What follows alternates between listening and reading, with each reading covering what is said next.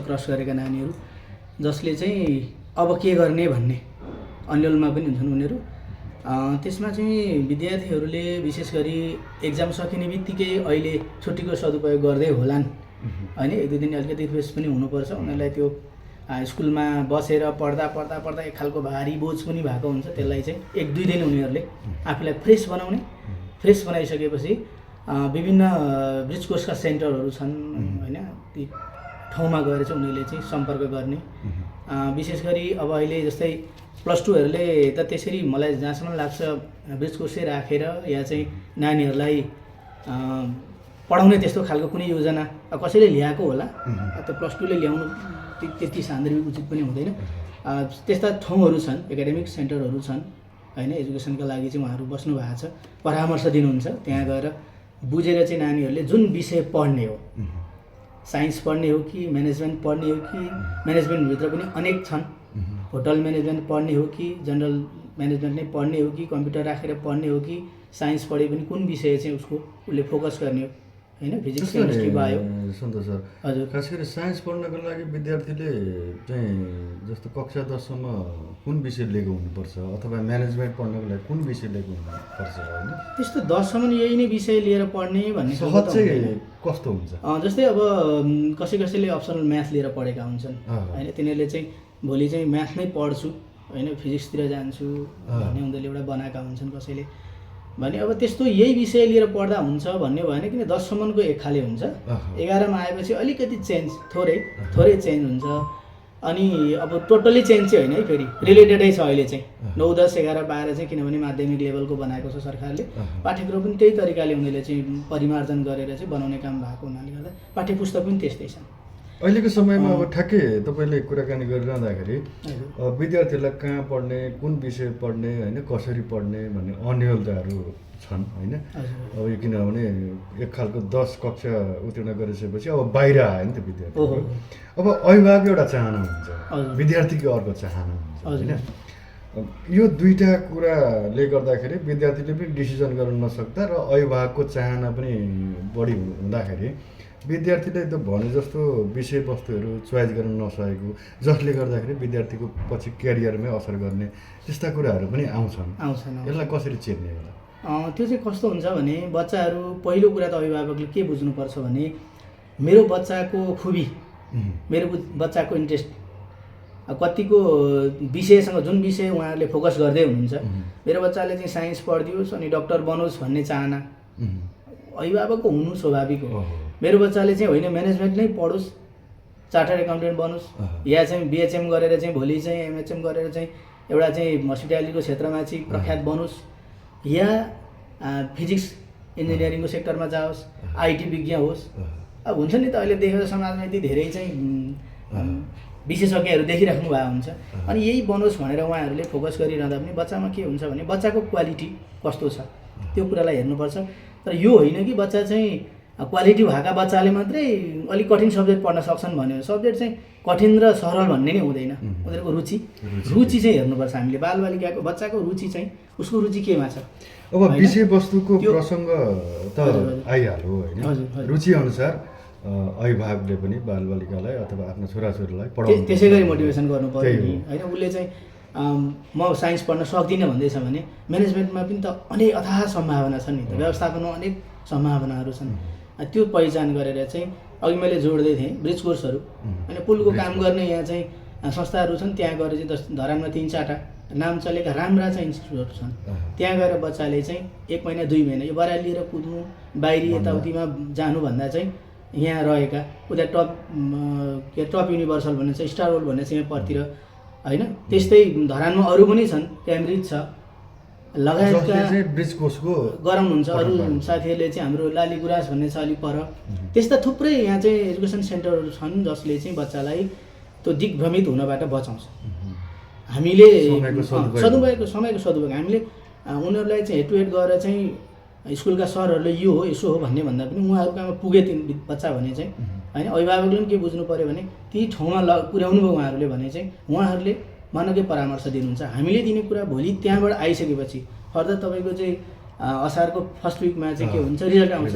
Result आइसकेपछि कहाँ पढ्ने भन्ने कुरा ल त्यो पनि बनाउनुपर्छ भन्छु म धरानको कन्टेस्टमा अहिले हेर्नुहुन्छ भने अब शिक्षण संस्थाहरू धेरै छन्, +2 सञ्चालन गर्ने संस्थाहरू प्रशस्तै मात्रामा छन्। यहाँ नराम्रा छैनन्, राम्रा छन्। धरान शैक्षिक सहर भन्छु म। धरान चाहिँ एकदमै शिक्षाको चाहिँ उच्चतम गन्तव्य, उत्कृष्ट गन्तव्य हो यो। अब यसलाई धरानी हामीले शिक्षाको क्षेत्रमा लागेका हौँ। तपाईँहरू जस्तो चाहिँ समाजको एउटा दर्पण पत्रकारिताको सेक्टरमा हुनुहुन्छ, अरू प्राध्यापक गुरुहरू हुनुहुन्छ, थुप्रै के अरे बिजनेसम्यानहरू हुनुहुन्छ, यहाँनिर व्यापारी घरानाका मान्छेहरू हुनुहुन्छ होइन। यहाँको समाज छ, राम्रो छ, मैले देख्दा चाहिँ म राम्रो देख्छु। तर त्यसलाई अलिकति शिक्षा चाहिँ अलिकति कता कहिलेकाहीँ हल्लिए जस्तो देखिन्छ।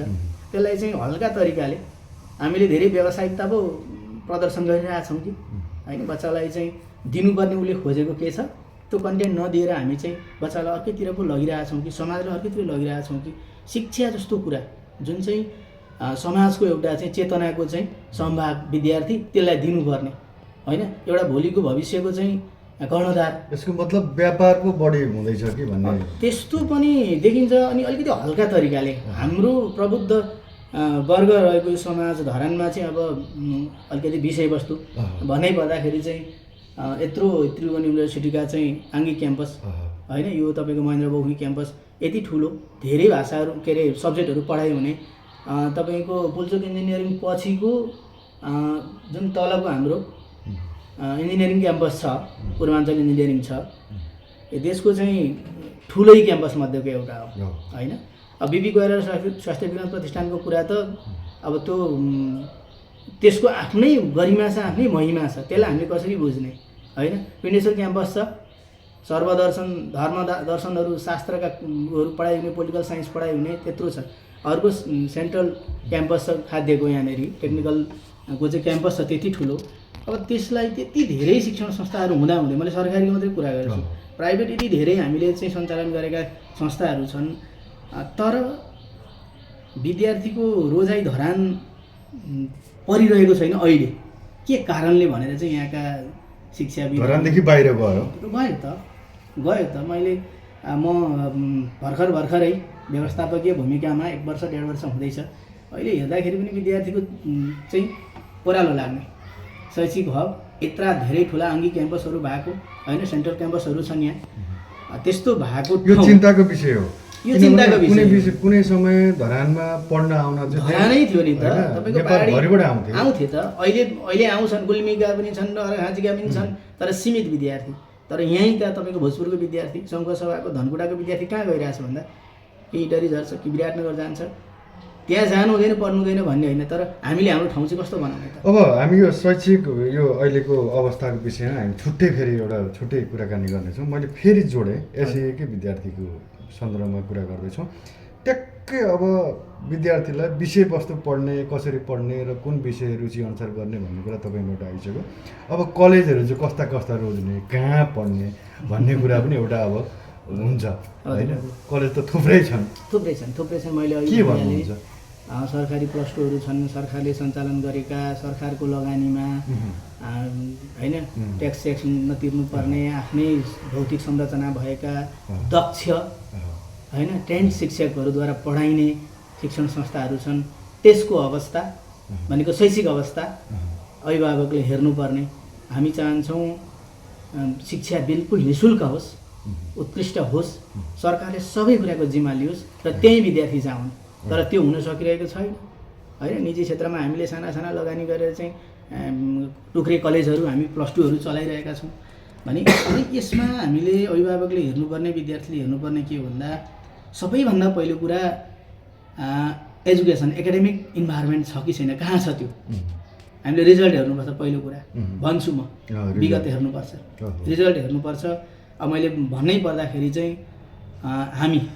म आफ्नो कुरा गर्दा म अरूको सबै राम्रो, अरूको कस्तो छ के छ भन्ने कुरा त मैले उसमा बसेर त्यहाँ हेरेर अनि मात्रै उसको बारेमा बुझ्छु। मैले मेरो बारेमा मात्रै बुझेको हुन्छु, म मेरैलाई राम्रो भन्छु होइन। यद्यपि मेरोलाई राम्रो भनिदिने अरूले भनिदिनुपर्छ भन्ने हाम्रो मान्यता हुन्छ।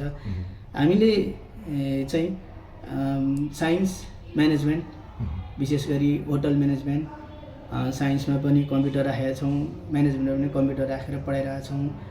विद्यार्थी जति छन् हामीसँग 300-350 विद्यार्थी छन् 11-12मा। डिसिप्लिन एजुकेसनलाई डोर्याउने एउटा तपाईँलाई सक्षम व्यक्ति सबल व्यक्ति बनाउने अनुशासनको अत्यन्तै महत्त्वपूर्ण भूमिका हुन्छ। हामी अनुशासनलाई जोड्छौँ। हाम्रा विद्यार्थी म त एकदम दावाका साथ भन्छु धरानमा बाहिर हिँडिरहँदा हाम्रा विद्यार्थीको लुक्स, हाम्रा विद्यार्थीको रिजल्ट होइन, धरानले अब बुझ्छ होला, सायद बुझेको होला, यहाँको शैक्षिक जमातले, यहाँको अभिभावकले बुझ्नुपर्छ जस्तो लाग्छ। बच्चाहरूलाई हामीले जे चाहिने हो त्यो पर्याप्त मात्रामा दिएका छौँ। त्यसकै नतिजा हामीले चाहिँ पोहोरको गत सालको नतिजा रिजल्टमा चाहिँ हामीले धरान प्रथम हुन सफल, धरान टप पनि हुनु टप भयो, धरान टप भएको हाम्रो प्रतिपक्षले चाहिँ धरान टप हुन सफल भए। विज्ञान सङ्कायमा हामीले 100% रिजल्ट होइन, एकजना पनि हाम्रो चाहिँ बिग्रिएन, फेल भएनन्। त्यसै गरी व्यवस्थापनमा हाम्रो चाहिँ 99% रिजल्ट ल्याउन हामी सफल भयौँ। त्यो भनेको चाहिँ एउटा मैले होइन, एउटा कोही अर्को व्यक्तिले होइन, हाम्रो टिमवर्क, व्यवस्थापन पक्ष छ, यहाँका शिक्षक कर्मचारी लगायतका जुन एउटा परिवारको एउटा पारिवारिक वातावरण छ र नानीहरूको लगाव मेहनत, हामीले जुन उनीहरूलाई दिन खोजेको जुन सकारात्मक पक्ष छ, अभिभावकको सहयोग, यो सबै कुराको सम्मिश्रण ठ्याक्क भएको हुनाले गर्दा हामीले त्यो रिजल्ट ल्याउन सफल भयौँ। यो मैले भन्ने भन्दा नि हिजो मिडियामा आएको यो सबैलाई थाहा भएको कुरा हो होइन। हामी यस कारणले उत्कृष्ट भनेर भन्छु।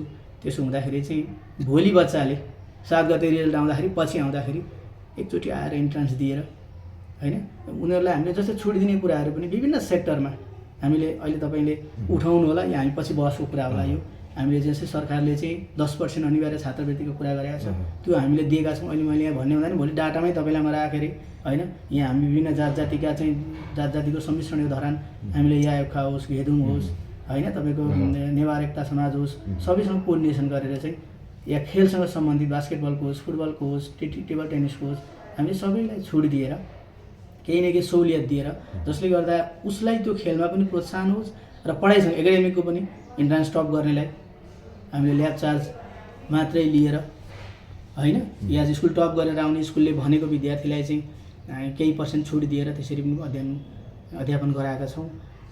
भनेपछि त्यस्ता विद्यार्थी अभिभावकले एम्स कलेजमा आएर चाहिँ भिजिट